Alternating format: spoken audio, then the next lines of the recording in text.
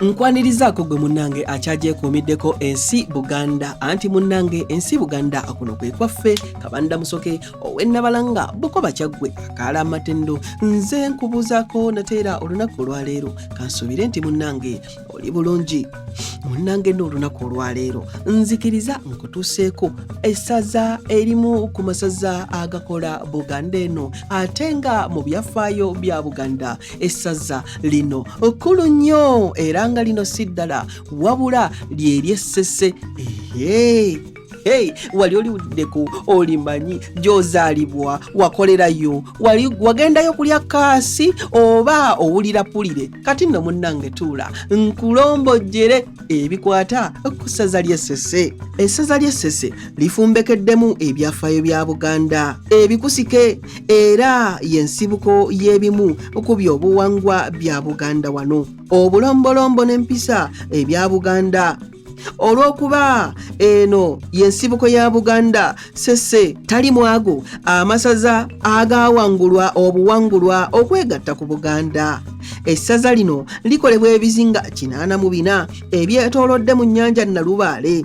Abazungu mu kyasa eky'e18 bwe baagibbulamu n'abakyala wa Bungereza eyali afuga mu kiseera ekyo ne bagiyita Lake Victoria naye nga ye Nalubaale ennyanja eyaffe ey'edda. Ebizinga bino okutuumibwa Ssese kyava ku musajja eyali omulwanyi Namige eyayitibwanga Ssese oluvannyuma eyafuuka Lubaale era ekiggwa kye kiri Mugoye ku kizinga Buggala. Oluvannyuma ku kizinga kino kwe kwakubwa embuga y'essaza era n'ekitebe ekya disitulikiti y'e Kalangala kwe kiri. Omwami wa Kabaka ow'essaza Ssese ayitibwa Kweba era ng'erinnya lino lyava ku mulwanyi ono Ssese. Kigambibwa nti Ssese yali musajja mumpi era ng'alina engabo ye emubikkira ddala.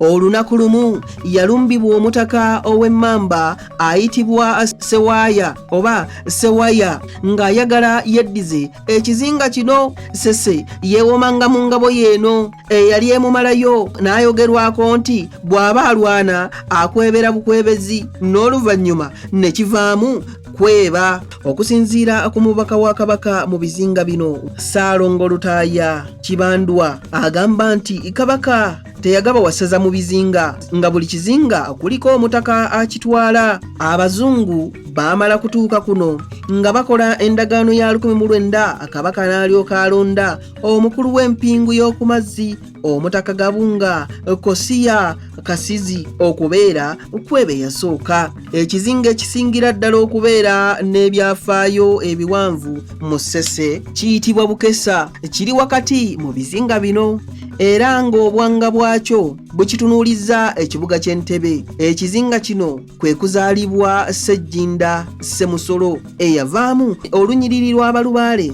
abasingira ddala obukulu mu Bwakabaka bwa Buganda. Ono yazaala Lubaale Musisi Omutenzaggulu ate naye n'azaala Wannema ate ono azaala Mukasa Musoke Ekiwanuka Wamala ne Kyobe eky'Omubazzi n'abalala.